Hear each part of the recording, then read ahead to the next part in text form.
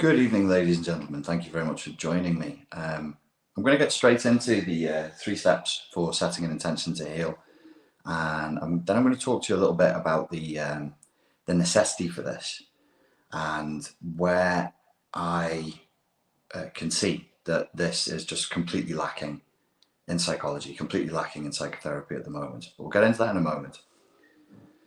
First things first. Step number one is setting the intention. So when we're setting an intention to do something, we have to realize a few things. We have to realize that it is an exercise of will. You have to use your will to make something happen. You're using your will to make a change in reality. It's assertive. It's yang. It requires that you take control of the situation. It may require that you take control of yourself. It is not passive. It is not yin. You cannot wait. You must act. This is something when you've set an intention. So what we're talking about here is we're specifically talking about setting the intention to heal, setting the intention to get on with your life, setting your intention to move beyond whatever it is you would be seeing a psychologist or a psychotherapist for. So when you're doing that and you set that intention, you say, okay, I want to heal. I want to get on with my life. It's something that you have to imagine often. I know it sounds a little bit esoteric. It almost sounds like a description of thelemic magic or something, but this is absolutely necessary. Not just here, in every area of your life. Nothing changes until you will it to change. So you have to practice having willpower, and you have to practice asserting your will over reality, because you are part of that reality. Your lifestyle and the results you're getting is all part of that reality. So you have to repeat this often. Whatever it is that you're imagining to be true, whatever it is you're imagining to be a way you would rather be living, you must vividly imagine that frequently. Whenever you engage in any endeavor, you must start with the end in mind, or you will vacillate.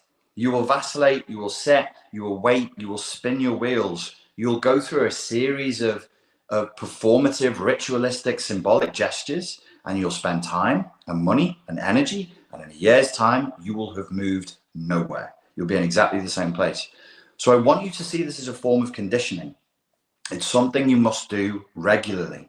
The second part of this, we're going to fly through the 3 steps quickly in the first part of this video. The second thing that you must do when you're setting an intention to heal is you have to ask this hard question daily. Ask this of yourself. What 3 things did I do today to make this intention happen? What 3 things did I do today to make this intention happen? If you've set an intention to heal and it's vague and it's wispy and it's, it would be nice if, and then you do nothing to make it happen, why would it happen? Who is the agent in our lives who's going to make it happen if not us? So when we're talking specific to, this applies to all intention setting, but when we're talking specifically psychotherapy, counseling, psychological healing of anxiety, depression, childhood trauma, whatever it is, what 3 things did you do today to make that happen? And you might even notice, if you ask this hard question daily, oh, I did nothing to make that happen, or I actually did a few things that will pretty much guarantee that it won't happen. So it puts us back in the driving seat. It gives us power, but it also gives us responsibility. The third thing is you must be congruent with your intention. This is crucial. So there's no point saying I want to heal and then spending time and attention and engaging in repeated habitual actions to do things that stop you from healing or even that undo your healing. That's completely non-congruent. One of the first notes I've written here is content control. Now, we would think of content as being like online content in modern parlance. Content is everything in your life. Content is the psychotherapy sessions themselves, is the counseling sessions themselves. Imagine a person. They are anxious. They are emotionally dysregulated, and they identify as having, let's say, ADHD. So they go once a week dutifully, as they've been told by me, by other people, by well-meaning people, go and get therapy, go and get professional help. And they say, yeah, okay, I'll go and get professional help. So this is Mary. She's 35. She's just come out of an abusive relationship, and you know, she has self-confidence issues, and she has ADHD, and she goes to therapy. And the therapist and her sit and discuss the ways in which ADHD, narcissistic abuse, bullying mother have held her back. And they sit and they discuss what's going wrong for Mary. And then they go back into Mary's past and they spend the hour they have, that precious 60 minutes they have, mining for information about why things in Mary's past would make her do things today. That is poor content control. That's dreadful content control. What are we conditioning our intention to there? We're conditioning our intention to essentially a state of passive victimhood. There's nothing I can do now. Everything that is about my life now is something that was written in the past. I'm essentially an automaton. I'm a robot whose destiny was written by other people and other factors outside of myself in a past that I cannot change, short of having a time machine. There's nothing I can do about that. That's poor content control. She then goes home after a therapeutic session and she journals about all the ways in her life, all the ways her life don't work, as she was told to do by a well-meaning therapist. This is not a scam artist. This is somebody who really believes in their system, really wants to help her. And she journals all the times that she loses focus, all the times she dissociates, all the time she has to do 4 or 5 things at the same time to reduce the feelings of anxiety inside of herself, all the ways in which she feels lonely, all the ways in which she's convinced she's never going to find love again. And she journals that for a further hour of psychological conditioning every day. When she's not doing that, when she scrolls Instagram, she follows hashtag anxiety, hashtag mental health, hashtag depression, hashtag ADHD, hashtag narcissistic abuse, and pretty much all of the content that, well, 80% of the content, the YouTube videos, the Instagram stuff that she consumes online is all around this confirming and reconfirming of reality with other people who are in the same reality tunnel, that this is the way it is, that this is what our lives are, and it's because of our past. And all of the implicit ideology that goes behind it is the past, the past, the past, the past. There's nothing you can do. We must all sit in therapy and wait for that precious holy moment where one day, through conversing with a therapist about these things going wrong, we will have insight. These moments do happen. These moments are real, and these moments count. They mean something, but nowhere near as much as everybody seems to be convinced at this point. So you have to control the content in your life, and through controlling the content, you have to control your mental focus. If you want to heal and move on, then you must set your mind to healing and moving on. You must consume content that is related to your future, to the life you want to live, not the life that you hated that's behind you that you can't change. Broadly speaking, we have no capacity to change our past. I say broadly speaking because you can, if something is being carried in the body, if something is being carried in the emotions, there are therapeutic modalities that could perhaps move that. So it's not really the past, it's still the present in which it's taking place, but you know, people get stuck on that. It's the future. It's now. It's now and the immediate future. And by immediate future, really, realistically, it's the next 2 weeks. That's what you have control over. Anything more than 2 weeks into the future, you're going to be a different person anyway. So control your focus. What can you do today to move you in the direction you do want to go in? How are you setting your intent and living your intent daily to heal and to move on? What are you doing? You've got to do it. It's just set a limit. Like I have to do 3 things every day. And these are things that we do, not things that we think. Psychotherapy, counseling, all of this stuff. You may have noticed I'm growing in my distrust of psychotherapy, even of the beloved psychoanalytic theory. I'm growing in distrust of it. The more I look at it, the more I just think I'm starting to even wonder if there's more. There is good that is done through it, and I still recommend people see therapists. But it's going to come with a lot of caveats in the future, an awful lot of caveats in the future, because I think it could be very dangerous. We must focus on action, not on words, not on thoughts. And we have to take action with discipline in an assertion of a will that is focused on an end goal. That is what humans have done always. When we've created change, we've done that by focusing on a goal, lusting over it, desiring it, fantasizing about it, daydreaming about it, dreaming of it in our sleep, holding it in our mind's eye, and obsessing over all the ways we can have that thing. I put it to you, ladies and gentlemen, who can be bothered watching this video, that that isn't the way you currently think about your healing process. It's not sexy, it's not desirable, and you're not even sure if there's any positive outcomes from healing in the first place. So quite frankly, the whole approach to healing is flaccid. It's not potent. We must take action, and it must be consistent action that is taken over time. The 3 steps. Can you read my writing? Setting the intention. Realize it is a question of will. Repeat often and condition it. It's a question of will. Your will, not your therapist's will, not your mum's will, your will. You're on your own. You're the one who has to make this happen. I can't do it for you. Nobody's going to do it for you. Largely speaking, let me give you a little philosophical clue. This is my philosophy. It's personal. It's not Kant. It's not Nietzsche.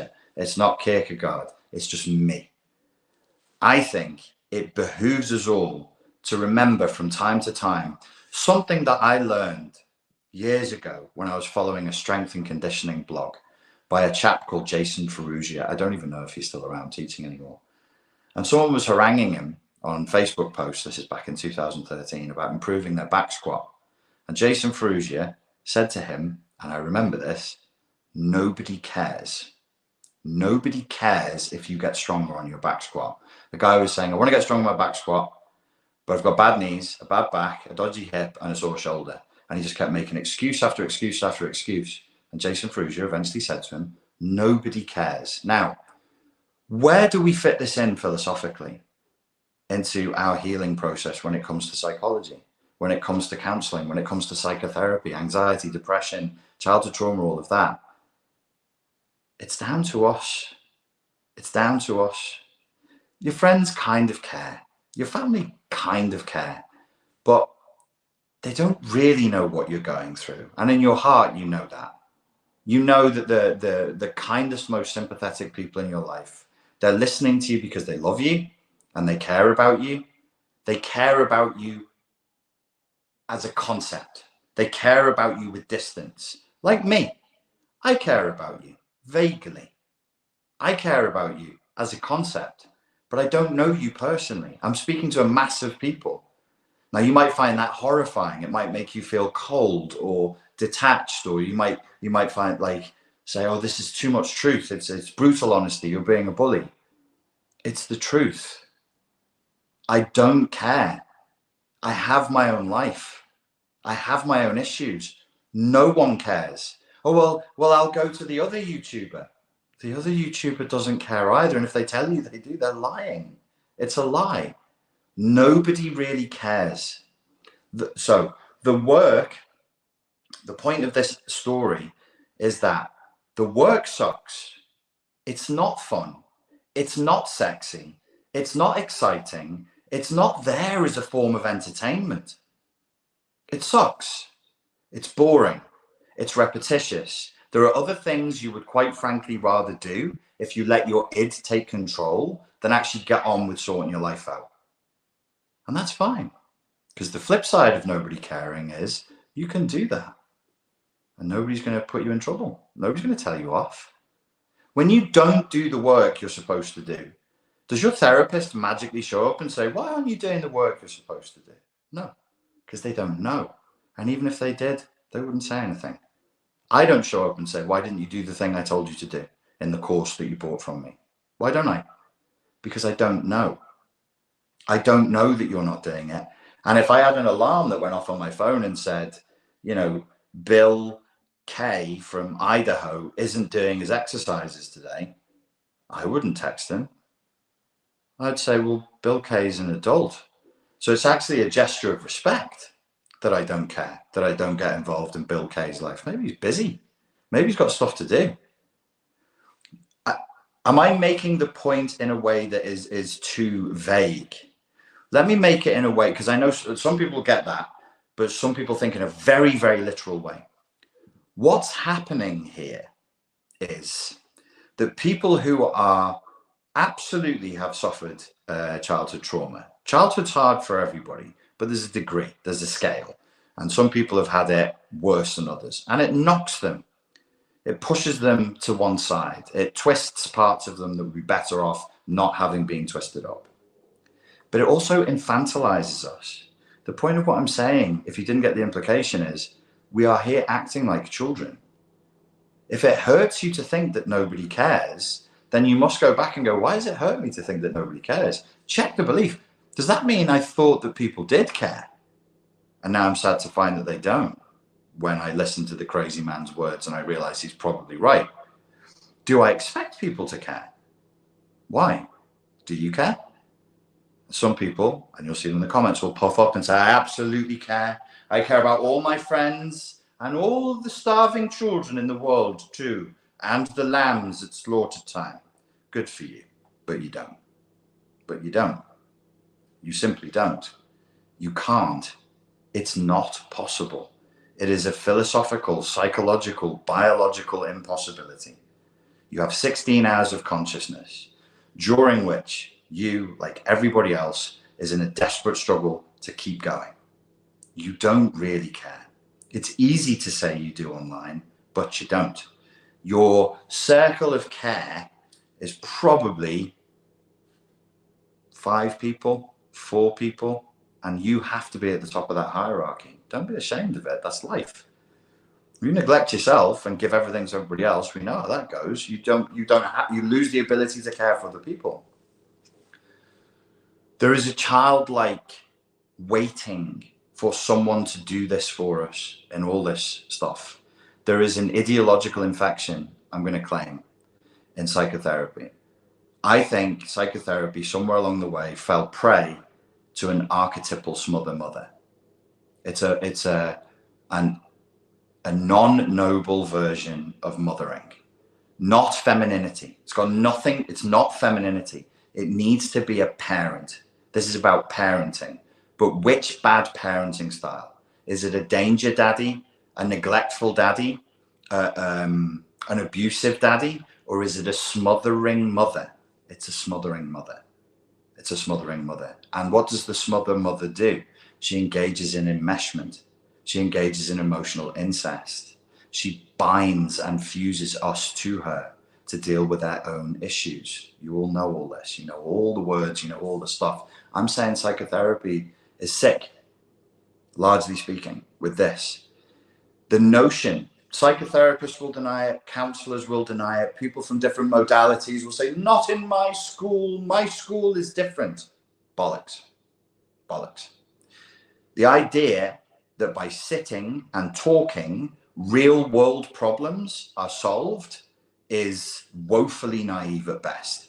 And it comes from, think of it, who would dream, who would arrogantly dream that having a chat would solve these things? It's a smother mother archetype. It's not the danger daddy archetype. Who would say that we must have an endless, infinite, boundaryless safe space? That's the smother mother archetype. What does it do? It weakens us because we submit to it. How wonderful. You can't see it coming. The danger daddy, you know. Danger daddy is drunk. Danger daddy is neglectful. Danger daddy is violent. So you know. Smother mother makes you feel good. Another cup of tea, love. Biscuits. What happened again? Oh, no. Oh, well, that's terrible. How'd that make you feel? Oh, isn't that just like the time when you were a kid? Do you remember? Oh, do you want a pill? Call me an asshole, say I'm a sexist. I don't care. I don't care. I call it as I see it. This whole project is becoming a terrible mess, and I'm not alone in thinking this. I just read an article today. There are a growing number of psychiatrists who are predicting that psychiatry is going to collapse in the next 3 decades.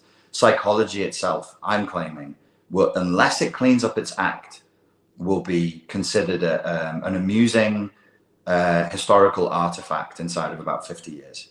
It will lose ground. It will lose its ground. It will lose all of its ground to neurobiology and endocrinology, the hard sciences. When the technology grows, provided we don't destroy our own civilizations, as the technology grows, all the ground will be lost to neurobiology and endocrinology. We will be seen as a weird moment in time, unless we rehabilitate it. We must do better than this. It's not good enough. You cannot, I'm speaking to the therapist now, it is immoral. It is completely immoral to take money from clients without pointing them in the right direction over and over again, and never telling them, never saying to them, what do you want your life to look like? What do you want to do with your time? It's wrong. You're entraining them into learned helplessness. If you don't know what learned helplessness is, go and look it up. And you tell me, any of you, anybody, you want to debate me, send me an email, we'll do it live. But no one will, because they know I'm right. They know I'm right on this point. We are looking at broad scale learned helplessness, not just amongst the clients of psychotherapists, who, by the way, have been completely let down for decades. Nothing has failed on such a grand scale as psychiatry and psychotherapy, and still gotten away with it, and still had any sort of prestige left for such a long time. I can think of nothing. Maybe, well, yeah, there are some religions I could mention. There are some religious cults religions I could mention that have the same level of success despite failing over and over and over again. It's unacceptable what we're doing to clients now. Totally unacceptable. You cannot sit with a client and hypnotize them. And it is hypnosis. Whether you believe in hypnosis or not, I don't care. I do not care. It's mental conditioning to sit there and say, what is wrong with you? Now you verbalize what's wrong with you. Now you verbalize how bad you feel. Okay, 60 minutes over, off you pop. Make sure you journal about how bad you feel. It's completely immoral. It's totally immoral. It should be illegal. But it's not just the client base that suffers now. Pandora's box is opened. We've psychologized the whole of society. The entire culture is riddled with the virus of psychologization. And so the entire culture is falling prey to learned helplessness and a competition to see who can be the biggest victim. Again, I'll say it again. You can call me a misogynist, a sexist. I do not care.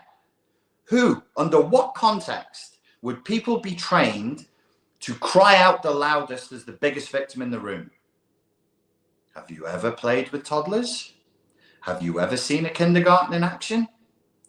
What do you do when you're a little boy or a little girl and somebody steals your toy? You shout loudly and you cry, even if it's not real cry. You've heard kids fake cry. If you're going to claim to me you haven't, then you've not seen kids. Kids learn, tiny children learn to fake cry and fake the emotion of sadness and anger, to manipulate the actions of adults as young as 2 years old. You, me, all of us, we all learn how to do this. That's not the danger daddy archetype. That's a smother mother archetype. We're treating clients like they're in kindergarten, and they're responding as though they're toddlers in kindergarten. And as I said, this worldview, it's broken out. It's in the whole of society now. Why would people fight to be the biggest victim in the room? Because they're waiting for an authority figure to give them reparations, to make it right, to give them justice. They don't seek to take justice for themselves. They scream as loud as they can in hopes that an authority figure will swoop down and make it okay for them, just like a toddler. And we're encouraging this. We call this intelligence. We call this civilization. We have the balls, the huge dangling balls, to call this mental health. It is sickness, unbelievable sickness. Nobody should be doing this, and we have to stop it. So if you are a client or you see clients, tell them that they must exercise, or you are a client, tell yourself you must exercise your will as an adult. Take control of your life, grow up, get a grip, and start taking action to move in the right direction. Or you will waste another year, another 5, another decade. As I'm on a rant, this, what we've come to, I'm not saying this is a conspiracy by women. I'm not going to say this is some like secret matriarchy behind the scenes. It's not. It was actually created by men.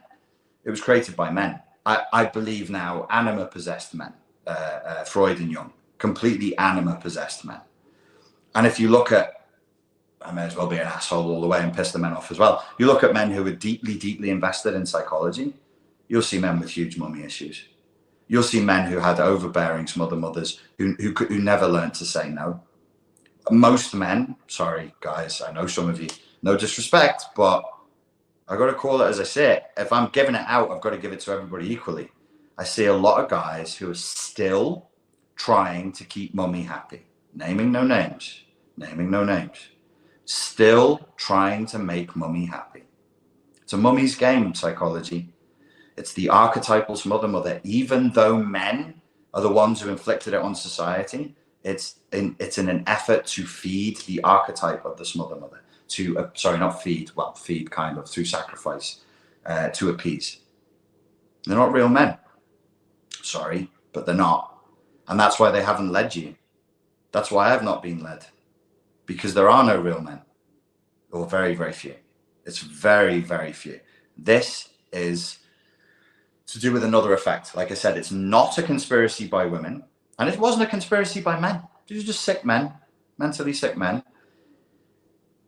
It's not a matriarchal conspiracy. It's not a patriarchal conspiracy. It is an effect of technology and civilization. It's an unfortunate, one of the many, many, many unfortunate effects of technological progress. We were always going to come here. We created kindergartens. We used to live in the wild. Do you remember? When we lived in the wild? What was every marker of technological progress is a movement away from the wild and into safety. We have more and more technological progress, and therefore we have more and more safetyism. We have more and more technological progress, and therefore we have more and more psychologization. The inside, the house, the castle, the cave, the coffin, the matrix, the VR, the pod, it's all yin. That doesn't mean it's bad. Yin and yang are not bad. Masculine and feminine are not bad. There's no such thing. It's meaningless to say that. There's nothing intrinsically bad about masculinity. There's nothing intrinsically bad about femininity. But they can be used to wrong ends. So what happened with our technological progress? Life got safer and safer and safer. And this is where we ended up. You don't need danger daddies anymore. Danger daddies started to become illegal. So dangerous men, uncivilized barbarian men, outward going, danger seeking, the kind of men that you should be frightened of, all of us. And we certainly would have been when we were children, and rightly so, because they were killers. That's how they got their power in the world. They started to become illegal the moment we realized we could farm for food. Every step of technological progress has been away from danger and towards safety. That is how we mark technology. Nothing that brings you closer to danger is considered progress. All technology makes life safer. So this was inevitable. We were always going to end up here. Another factor that has accelerated us ending up here is capitalism, particularly consumer capitalism. We used to have barely enough stuff to get by. A spear, a fishing net, a hut. And that was it. Spear, fishing net, hut, food for today, maybe some food for the winter. That's it. And then we had more and more and more stuff, more and more and more capital, far beyond that which we needed. And we kept producing and producing. So what did we do with all the excess of stuff that we were producing? Because we didn't want to break the economic system. We went from consumerism, where you consumed what you needed, to a capitalism where you consumed only what you needed, to a consumer capitalism where you consume what you wanted. So in order to do that, we had to dial up people's wants, had to keep them jealous, had to keep them competitive, had to move them from expressing real power in the world to symbolic power in the world. This is all feminine. It's all feminine. It's not masculine.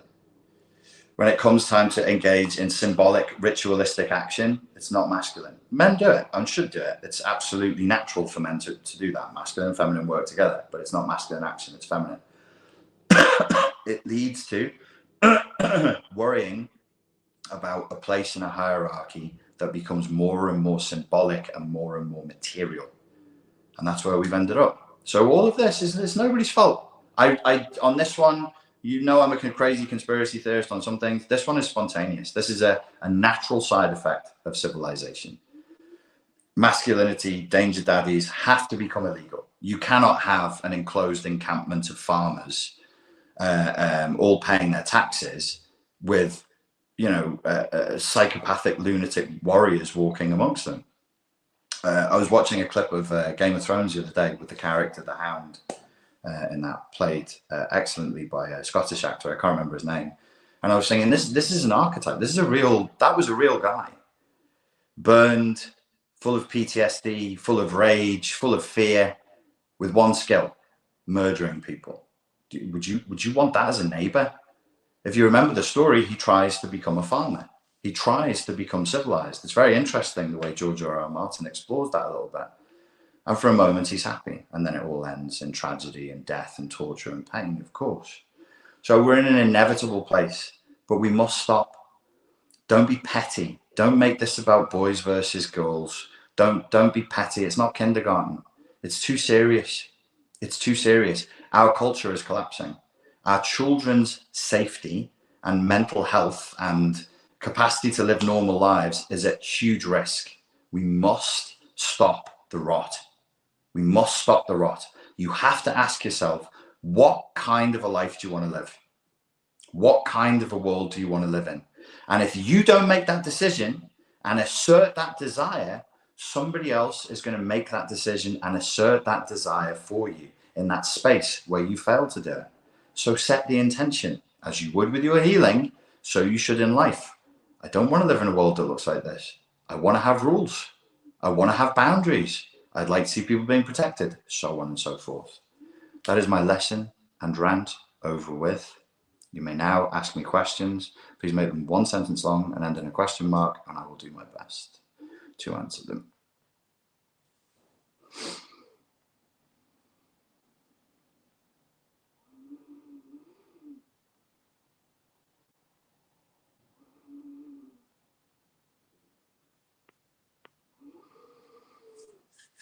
Nadia says, thank you. You're welcome. Shirley says, why so cross?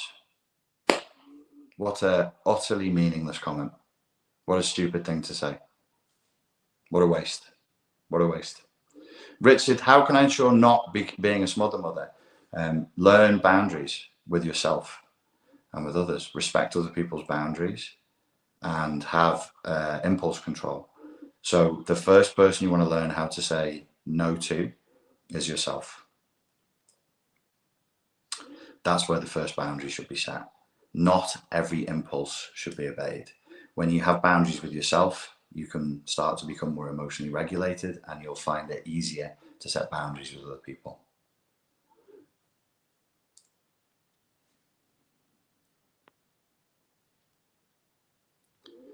Natasha says, thank you so much for this. You're very welcome. Visceral Gravitas says, if Pete Walker's 4 Fs, which F-type do you think is your primary and secondary? As a codependent, I would say fawn. Axilia, what about being a woman and wanting to be feminine? Why are we obliged to be masculine and always action-orientated nowadays? I disagree with the proposition in your question. All of us are far from obliged to being masculine and action-orientated. We are, through consumer capitalism, encouraged, in fact, to be completely passive consumers who are trained to think that the solution is out there to be given to us by an authority. So we're becoming more and more authoritarian, more and more submissive, and more passive. I totally deny the proposition that we're obliged to be masculine at all. Masculinity is largely criminalized at this point, and so is masculine action. Just wait for the responses to this video and you'll see exactly what I'm talking about. And all I've really said is to people, take responsibility for your own life, take control, and ask when you're in therapy that there be a result. So I'm actually trying to save you money, save you time, and people are going to get very, very triggered by this video. So just watch the comments afterwards and you'll see masculinity, directness, goal-orientated and action-orientated behavior is criminalized. And I'll be called names. What names will they think for me? You know the names. Standard shaming tactics will be used. Why are you so angry? Look at you, Mr. Angry. That's what you'll see. Margot says, you're right about every word of this. I know. I do appreciate truth. Me too. Gaelic Becca says, sovereignty is something we as a race need to understand, body, mind, spirit. Sovereignty is a gift to all.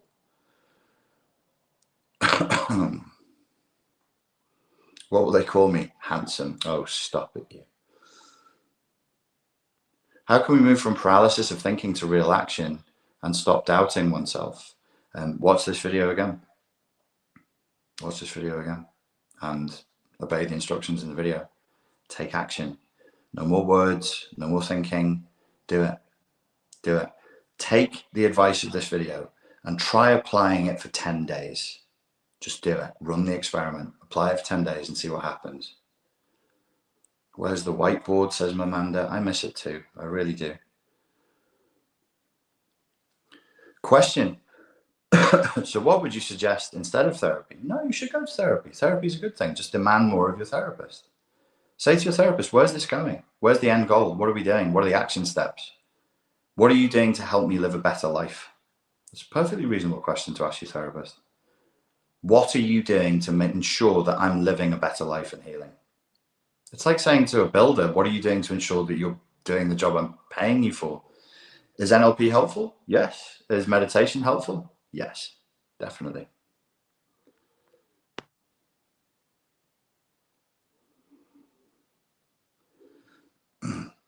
Neurolinguistic programming, does it work? Yes, not in the way it thinks it does, but it does. Some of the techniques are good. Some of the techniques work, yes. You notice I don't talk very much about NLP. There's a reason for that.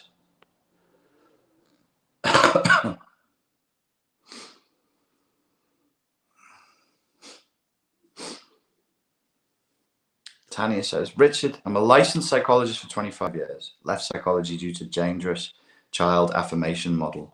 Took responsibility as a clinician by leaving due to moral distress. Good for you. Good for you. I've lost your comment. Oh, I can't read the rest of your comment. Abandonment anxiety kicks in. Oh, there we go. We cannot do this. Oh, your question, your comment stops. Maybe you ran out of space or something. Yeah. The video is controversial enough as it is. There are, I know what you're pointing to. I have thoughts, I have comments. I'll leave them for another day. I appreciate what you did. It was the right thing to do.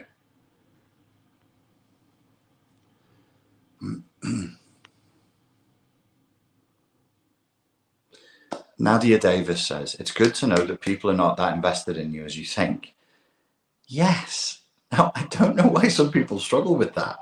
It's a very freeing idea. It's a very, very freeing idea. You're not that invested in people. People aren't that invested in you. You have so much more freedom. Nobody's going to, come after you if you do or don't do this.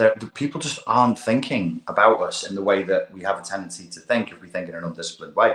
That's called ideas of reference, which is one of the markers for narcissism, by the way. We imagine, we hallucinate that people are thinking about us and our lives all the time. They're really not. So it's very freeing to come to this realization and say, if nobody's coming to help me and I can live with that and I can accept it, then I'll also say nobody's coming to judge me. So for me in my life, people who come to judge me now, I'm like, whoa, you're not there to help me. My rule is, therefore, you don't get to judge me. I've spoken elsewhere on this channel. It's the same. It's a similarly themed rule that I have when I'm operating with people now, where I say, look, if you didn't ask me my opinion and for my input, when you put the project together, whatever the project is, a relationship or a house move or a house buy or whatever, please, please, please don't ask me to help you clean up a mess that I had no input in, because I could have told you not to do this and then it wouldn't need cleaning up. It's the same thing. And that's an internal and an external boundary. The internal boundary as a codependent is, of course, there's a part of me that desperately wants to help at every opportunity, but I have to say to myself, no, you can't. It's sick. Don't do it. So yeah, no, it's very, very freeing. Boundaries are good. Politeness is good. Formality is good. We're living in extremely blurred, boundaryless times, and it's not healthy. Everybody thinks it's so cool. Everybody thinks it's so freeing. Oh, it's so liberal. It's so liberating. It's not liberating at all. It's completely imprisoning.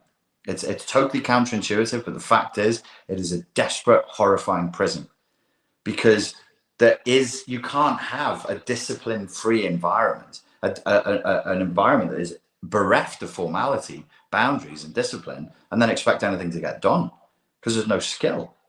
There's no skill. There's no foothold on anything. Everything is just a murky soup of stuff. Everything, everywhere, all at once. Whatever the name of that new film that's out, apparently it's very good. Is a pretty good motto for the modern age. Everything, everywhere, all at once. Just a big mess. Great. I don't know, maybe you guys like this world. Maybe you think this is awesome. Maybe you think what we're doing right now in 2022 is great. I think it is the most despicable waste of talent, resources, and technology in human history. We are shoving it up the devil's bum right now. We are taking everything we've got and we're just shoving up the devil's bum for nothing. It's rank self-loathing and nihilism, the worst kind of nihilism, not like the peaceful Buddhist existential nihilism. We really are, as a species, the human race is in some temper tantrum toddler mode right now. We have everything and we appreciate nothing. It's a disgrace. It's an absolute disgrace. And then I have my moments where I'm like, this is awful. And then I just think, oh my God, maybe it's inevitable and you shouldn't fight against it and you should just let it happen. And then on other days like today, I think, no, I have a limited period of time on Earth, same as everybody else. I can say something before the ship goes down. And if people don't like it, they can go up the devil's bum as well. There's all the rest of the stuff that's up there. Paula Griffith says, the problem is the conditioning is locked in and it has gotten to the highest levels. We have no consciousness for now. But pain is the birth of consciousness. There's Buddhism again. Pain, or Buddhism, before Buddhism even, Vedic principles. Pain is the birth of consciousness. Suffering, discomfort is the birth of awareness. And we are suffering now. We are suffering in our little gilded cages. And there'll be a reckoning. There will be a reckoning. This will get sorted out. I believe it will get sorted out. Do you think traumatized people, you know, before I answer your question, I just want to reflect back to you. Honestly, just as a human being, I've been on the planet for 44 years, traveled a lot, done a lot of different jobs, met a lot of different people, different backgrounds, religions, ethnicities, education levels. I don't think I met an untraumatized person. I don't think I've ever met a human being that wasn't scarred by the experience of human consciousness, by the experience of human life. I don't think I've met an untraumatized person. I just wanted to reflect that back to you. Have a habit of projecting onto people. All humans project. All humans project. All humans are traumatized. All humans project. How do we prevent ourselves from doing this? You have to, like I've been talking thematically here about taking control, setting boundaries, demanding more of ourselves, demanding more of the people around us, demanding more of our governments, perhaps, hint, hint, wink, wink, nudge, nudge, what the talk is really about. Just not being so passive and lazy, not being such a bunch of jellyfish, consumerist, pleasure-seeking slobs, eking out their days in, you know, just rank, materialist, again, sort of empty consumption. Because we all just think, well, I'm just a flesh suit that's slowly dying. I should put the nice things in my mouth and maybe drink alcohol, take drugs, and try and just consume as much as I can. I guess that's the only way to win the game. Your question is a good one, but like a lot of questions that are psychological, nowadays I'm struggling to put my hand on my heart and say, Richard, okay, be honest. Be honest. Like, if you were going to die tomorrow, is this the last thing you'd want to say about the subject? And I struggle to answer the psychological questions without a cultural context. We live in it's not just a sick culture, it's a stupid culture. It's really stupid, the culture we live in. Do you know that? Do you know that this is a stupid person's culture? It's for stupid people, by stupid people. Not just stupid, but insane. Stupid I could live with. And it's not a mistake. It's not a mistake. What we have right now in our world is a collaboration between malice and stupidity. Unimaginative, lazy, bitter, stupid, like the IQ is just low IQ, infected with ideologies that are completely insane, are molding our world. And largely speaking, we're just letting them do it. This is stupid land. We live in stupid land, populated by idiots. And it's not a politically correct conversation because you're not supposed to talk about people's IQ. You are allowed to talk about body size and body shape and height, but we haven't got to IQ yet because, largely speaking, if you talk about something that somebody was just born with, largely speaking, depending on the target group, it's considered rude to talk about it, unless it's certain ethnic groups, in which case it's fine to sling shit at them for being from a certain ethnic group, I guess. But IQ is a conversation we have to have because we're having these conversations where, like, oh, let's blame men, or let's blame ethnic group Y, or let's blame this nationality, or and it's tedious. It's like the Amber Heard Johnny Depp case. For some morons, total imbeciles, that became a man versus woman issue. And I'm like, how many layers of dumb acrobatics, mental acrobatics do you have to go through to make that a man versus woman issue? How stupid do you have to be? That's preposterous. It's a criminality issue. It's a psychopathy issue. It's a narcissism issue. No, it's a tinkle and nunu issue. Oh God, again. We're just never going to grow past that. It's so tedious, but it's because people are stupid.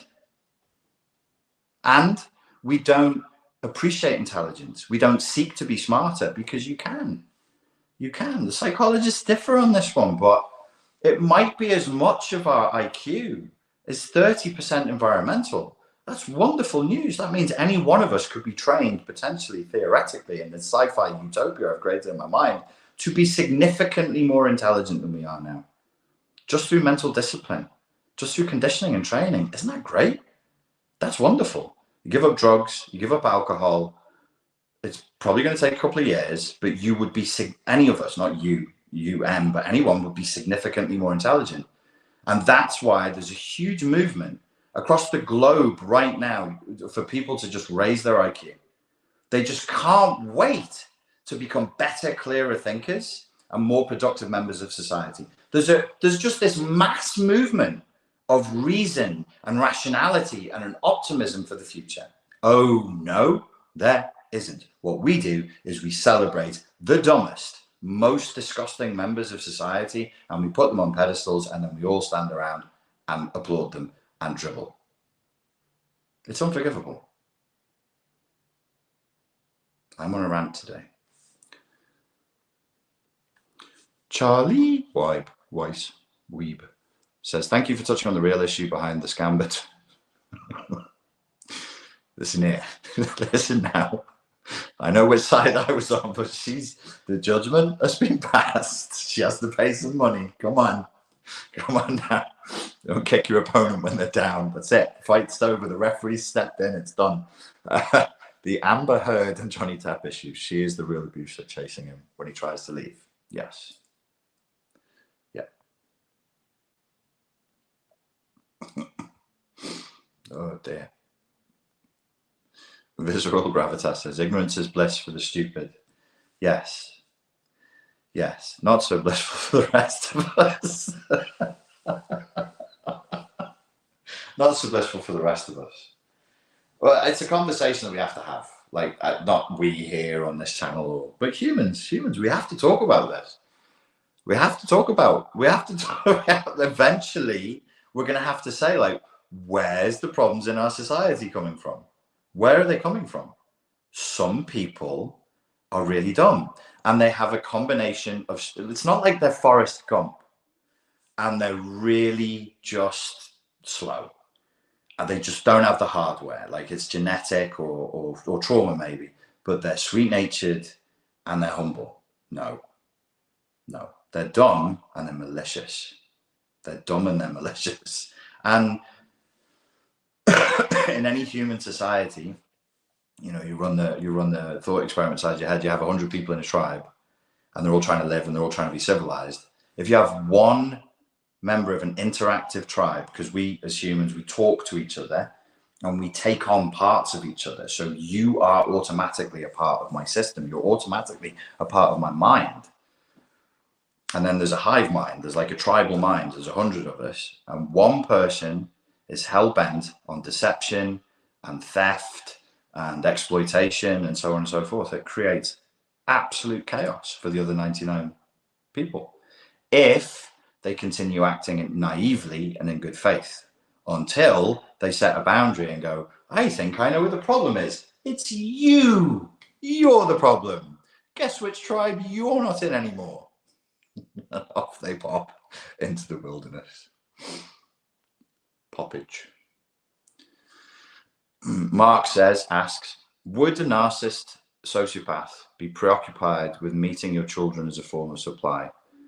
I don't know the context in which you're speaking. I would be probably more comfortable if you took that question to Sam Backman, and if you gave him a little bit more context as to what's going on there. I'm sure he'd be able to answer you in a way that was more useful than I can. Megan Smith says, stop telling me I'm the problem. You're not the problem. What are you talking about?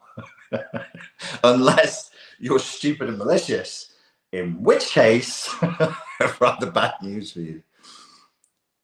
Stupidity is rewarded, intelligence is maligned, says Andrea Byrne. Misty says, there's no way I'd ever be this far in my healing process if I was still drinking. For those truly wanting to feel better physically and mentally and have clarity, try quitting substances. There's another big issue for another day, because there's a few things that people really don't like in this culture. Not everyone, but there's like one thing that I will do sometimes is I'll run an experiment with like social media posts or YouTube videos where I'll say, take responsibility for your own life. It's your responsibility and nobody else's. And then you'll get like 80% of people like, damn right. Yeah, thank you for reminding me, because nothing else in the culture is telling me that simple truth. And then 20% will have a very visceral anti-reaction to that. Telling people that they can't drink as much as they want or take drugs in the way that they want to will be a similar issue. And I would say 80% of people would be like, yeah, you're right. I really shouldn't. It's normalized to drink all the time and I really shouldn't, blah, blah. And then 20% will just go nuts. They'll be like, don't you dare try and take my right to drugs and alcohol away. But I think charitably,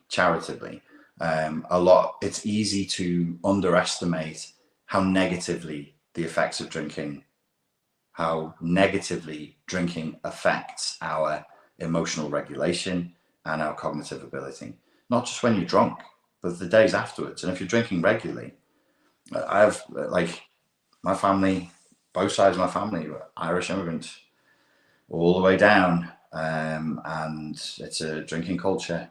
And I regularly, I find myself just, especially like family gatherings, like looking and going, you guys, your level of what you think is normal for drinking is just set wrong. It's just set wrong. And it's not hurting you.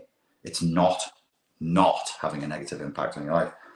You might sound judgmental but it's just a fact. It's just a simple fact. Like if you saw somebody sat there jamming heroin in between their toes, in our culture, you'd be like, well, that's heroin. That's heroin. So therefore, yeah, no, that's definitely bad. And I'm like, oh, okay, so you're an expert on heroin use. You're convinced that someone, just the idea of injecting heroin is so taboo. We're like, oh my God, that's awful. Surely they'll be dead in a week, because that's how we're conditioned to think about it. But going out and getting smashed on 10 pints and then having 3 Sambuca chasers, that's just having a laugh on the weekend, innit?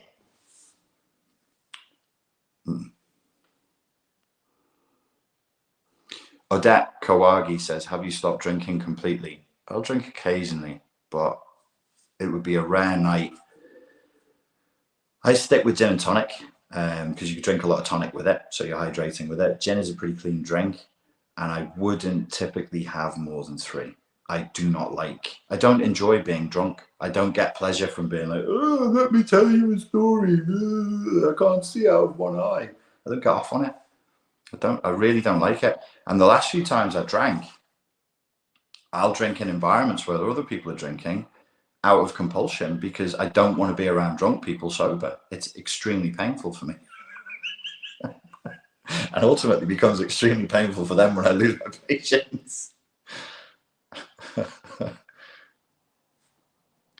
I don't like being drunk anymore either. I used to love it when I was a kid. I think when you're a kid, you think you're doing something that, I don't know, alcohol for me when I was 17 or 18, I would view it the way like middle-aged people view psychedelics. Like I thought it was going to do something. I thought I'd go somewhere. I was going on a journey and it was interesting and I was going to learn something. And maybe you do.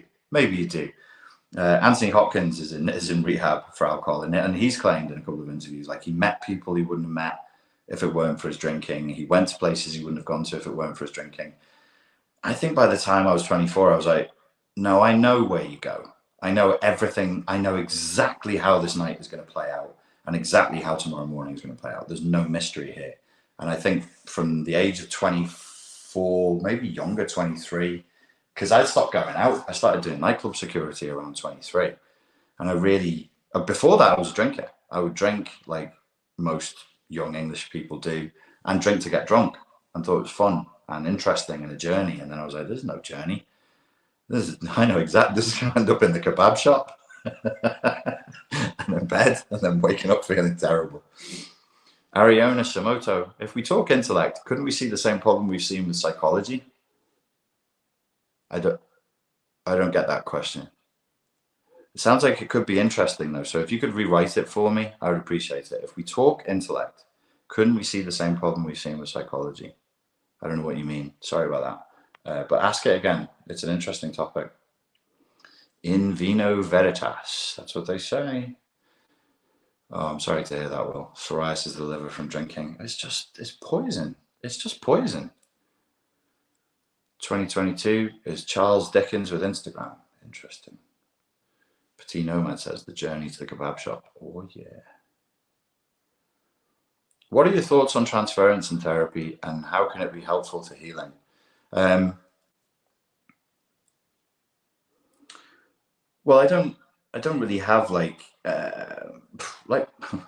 it's really strange, you know, when it comes to psychology and psychotherapy in particular, most of my thinking is actually really mainstream, like super orthodox. I'm not a fringe thinker when it comes to psychotherapy. That's why you don't see me promoting, like, I don't promote NLP. I don't promote anything that's fringe in psychotherapy. I actually think, I know this is going to sound strange given that I just ranted for about 40 minutes about how awful I think it is and how dangerous and damaging I think it is. But if we're going to do psychotherapy, if we've agreed that we're going to do psychotherapy, I don't really have that many improvements on psychotherapy. Like, I think psychoanalytic theory is good. I think CBT is good. I think, what was it? I did therapy recently. Was it psychodynamic? Oh, shit. Transactional analysis is good. Wow, that's really good. Really good. If we're going to do it, it's been figured out. So you see like internal family systems, parts therapy, transactional analysis, psychoanalytic theory. Not everybody likes it. I like it. Adlerian style, what is it called? Humanism. Great.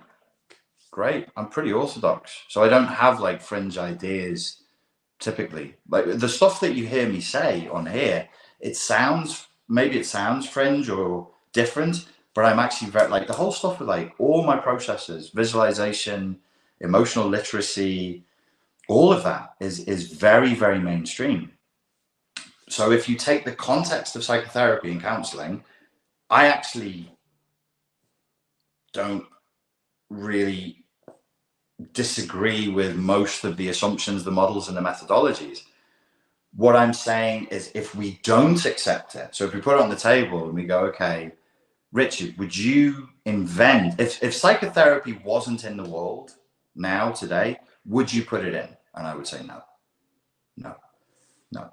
Probably it grew and proliferated in the gaping wound. Oh, God, Richard. Why would you say that's disgusting? Ugh, it proliferated in the gap that was left behind when religion was torn out. 1883, Brothers Karamazov by Dostoevsky, warning us of the dangers of losing religion and how it would lead to violence and revolution, which it did in his country of Russia. 1888, Friedrich Nietzsche, God is dead, we have killed him, now we're really going to suffer, now we're really going to go crazy trying to make up for it, was what he said. He was lamenting the death of God. And then you've got like from 1898 forwards, just a huge explosion in the interest in psychology. 1888, 1898, there was a gap in the market, let's say, if we're going to be cynical. So I think in many ways I would have preferred that gap to have been filled by philosophy rather than psychology. I think we've really, really made a mistake here. It's often it's a well-intentioned mistake. I actually, in my experience with psychotherapists and counselors, even the ones I can tell you real horror stories about, who've made terrible, terrible mistakes that I've witnessed them doing, they're of good intent. But if you go back to 2013 on this channel, I was warning that psychology as a discipline is woefully naive. It's very, very naive. So transference, yeah, of course, like two people in a room, they're talking, they're being intimate, there's a kind of symbolic nakedness that occurs. We're just humans, we're not brains in jars. That's one of the many criticisms of psychotherapy that I would have. Like, you're not a doctor, you're not a scientist, this isn't a laboratory, you're a human being. That's a human being, you're having a conversation. Broadly speaking, psychotherapy is talky. Dorothea says narcissism can be thought of as a process addiction, a repeating process of dopamine hits from self-centered behaviors. Yes. Narcissistic supply is a good name for the process. I thought my MPD mom must have had alcoholic parents, endless needs that must be satisfied by the family. An interesting reflection. NM says, question, why do you not talk about NLP? What is still useful from NLP? What is not? Thank you.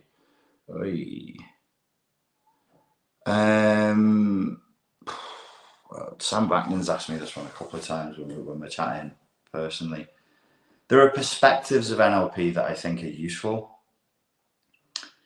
NLP, if I could answer you briefly,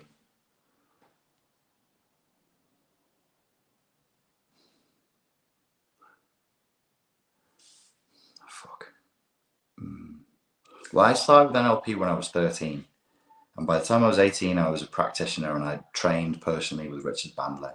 By the time I was 23, I'd written a dissertation that combined neurolinguistic programming techniques, specifically the ones that we used with the United States Army for the Project Jedi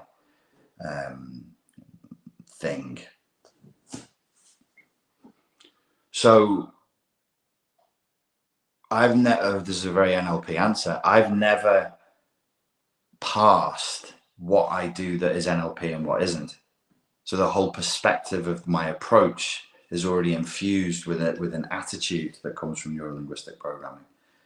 But and the philosophies of Grinder and Bandler, and the way they saw the world and the way they saw human behavior, it was extremely influential. The actual techniques of NLP are, again, woefully naive. You look at stuff like anchoring, eye accessing movements, oh God, the phobia cure, you know, it's just a bit daft. So there's, I'm sorry to give you such a vague answer. There's perspectives. There's a way of approaching human behavior. There's a way of approaching therapy, but I can't answer you because I've never figured it out. I've never sat there and gone, why do I do it like that and not like that? And then the second thing is hypnosis. Their approach to hypnosis is the right way of making hypnosis functional in therapy. So I'm extremely grateful for that. Sorry, vague, very vague. Vonate, and that goddamn mustache by Nietzsche. Ah, that mustache, that cheeky mustache. Sounds at the beginning of a song. Tim says, Grannon, that's me. You've helped me greatly gain the perspective I had needed to go through an exit toxic, abusive relationship with my now ex-wife. Thank you, brother. Onegaishimasu, Tim Sama.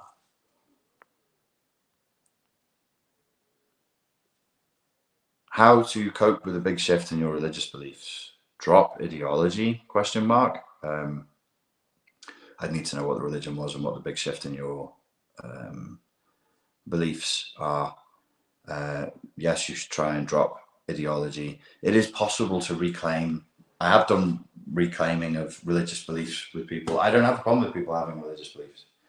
I've only done it. The only religions I've done it with is Christianity and Islam, because when I was living in Malaysia, I had a lot of Muslim clients, and then I had a reputation for working with Muslim clients for years. And then, you know, you get people who are from a strict Christian background, strict Islamic background, and then their sexuality changes, or there's a death, or something happens. And I'm a big one for saying you don't need to throw it all out, but you do need to integrate it properly in a way that's functional. I don't have a problem with religious beliefs per se and as such. Okay, let me catch up. I'll do 2 more questions and I'll finish. Good Mother is here. Hello, Good Mother. Poppy Moon, no one actually cares about what you like. The world, believe it or not, revolves around the sun and not you. That's kind of mean. That's kind of mean, Good Mother. Leave the meanness to me. I know just how much to deliver for the meanness to be useful. Intuition can't be gaslit. Only appearances of cooperation and agreement under duress. Intuition remains honest despite being unexpressed. Intuition, voice of the divine, says Truth Seeker. Okay, let's take a question. Philomena Jones. Psychology loves its complexity and contrast. So does education theory, for that matter. A clue to why people don't get better. Richard Feynman talks about the necessity of building up knowledge as a person bit by bit until you've acquired a pile of it through thorough understanding of the basics. Emotional literacy and healing seems to work this way. There's simple bits and mastery leads to clarity. Philomena, this is a great point, and I will end on this one. It's a lot like martial arts. We pretend in martial arts there's a basic, an intermediate, and an advanced class. And whenever I go around the world, I've been doing Muay Thai since I was 16. Whenever I go to a Muay Thai class, I always go in the beginner's class. And it's happened to me multiple times, multiple countries that I've done this in. And people will get a hold of me and they'll be like, why have you gone to the beginner's class? And I always say, like, because as far as I'm aware, there's only basics. There's only basics. Your leg kick is never perfect. Your jab is never perfect. Your left elbow is never perfect. Your clinch is never perfect. There's only basics. Same with like bachata classes. When I go to bachata, I'll go to the beginner's class. I'll always go to a beginner's class. Why? Well, because to me, it just seems logical. Like, we start dancing. You can't start a dance in an advanced way.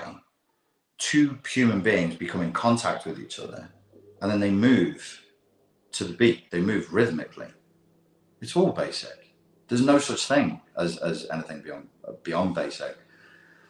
In a consumer capitalist society, content is king. Content sells. Sam Backman mentions this a lot, and he's right. The DSM has exploded in size and in diagnoses over the years. Is there a financial incentive for exploding the number of diagnoses? Richard asks and leaves the question hanging in the air. If we incentivize an institution or people for doing a thing, are they more likely to do it? Richard asks and leaves the question hanging in the air. In any field, in education, in medicine, in insurance, in, I don't know, media training, whatever you're looking at, is there an incentive to make things more and more complex? And the answer is, of course, yes. Yes. I was very young when I realized that different martial arts styles were actually competing brands. And so they became deliberately more complicated to identify themselves and distinguish themselves from other martial arts styles for its own sake. I mean, if you want an example of that and you want to study it, just look at China. Forget the martial arts of the world. Just China. Estimated over 1,000 different martial arts styles in just China alone, if you look at the entirety of China's history. Humans have 2 arms, 2 legs, and 1 head. How the F are you going to figure out 1,000 different ways to fight? You don't. They're competing. It's commercial. It's commercial. Whether that commerce be ego, or whether it be the thing that helps you pay the rent and buy food, it's absolutely capital. It's absolutely capital in action. It's absolutely commerce in action. So yeah, things are made more complicated than they need to be. Because if I have a new complicated system for you, I can charge the big bucks to qualify you in that system. If it's really, really complicated, then that must mean it's really, really good. People hate basics. People loathe basics. There's nothing worse than people going to, they can't wait to leave the beginner class and go to the intermediate class and then onto the advanced class because they're totally addicted to content. You see this in dance. You see it in Muay Thai. Advanced class is full of people who can't stand. They cannot stand in stance. The gap between their knees is wrong. The set of their hips is completely wrong, but they're standing there in the advanced class doing a fake question mark kick to a jumping, spinning roundhouse elbow. And I'm like, dude, like you don't even stand properly. Bachata's the same thing. When you do a closed stance in bachata, there's a way the man's hands should be on the woman's body, and there's the way the woman's arms should be placed on the man's body. You see advanced classes, and they're not even standing in proportion to each other properly. They don't know how to stand offset from the center of each other in advanced classes. I'm not making it up. And so I'm looking and I'm going, why would you assume that you've mastered the basics? It's very simple. It's the human ego. Human ego is fragile. I'm not basic. I'm not a beginner. I need the advanced stuff. It's like, homie, you need to stay in the beginner's class for a couple of years. Master the basics. There's only basics. There is absolutely only basics. So to the extent that I have like a system that's different at all for helping people, it is that it requires more of the client. It's a kind of a do-it-yourself thing, because I don't really believe. I started out as a martial arts instructor, and before that I was a personal trainer. You come and see me for an hour a week as a personal trainer, you still be fat. You still be, because like it's not magic. You come and see me for therapy for 1 hour a week. At most people aren't doing an hour a week of therapy. How many hours are in a week? Like if you're awake for 16 hours a day times 7, all of that other stuff is going through your head when I'm not there. Same with martial arts training, same with everything else. So I don't really believe in you. That, like I've said it before, you would have to be put in a camp. You'd have to be put in like a mind control brainwashing camp for 6 months, where what you ate was controlled, the exercise you took was controlled, your sleep cycles were controlled, your drug consumption was controlled, your contact with other people was controlled. Then you can start trusting it to an outside source. But that outside source basically has reduced you to an infant. You're a prisoner and an infant. They're telling you what to do 24/7. Then you can trust an outside source. But if that's not what we're doing, and let's face it, it's illegal, and none of us have the money to imagine how expensive that would be to do. So you can't trust an outside source. It must be you. It must be you, because that's who you're spending all of your time with, is you. Ladies and gentlemen, thank you very much for your time and for your attention. I'm glad we did this. I hope it was useful, and I look forward to speaking to you again very soon. Thank you.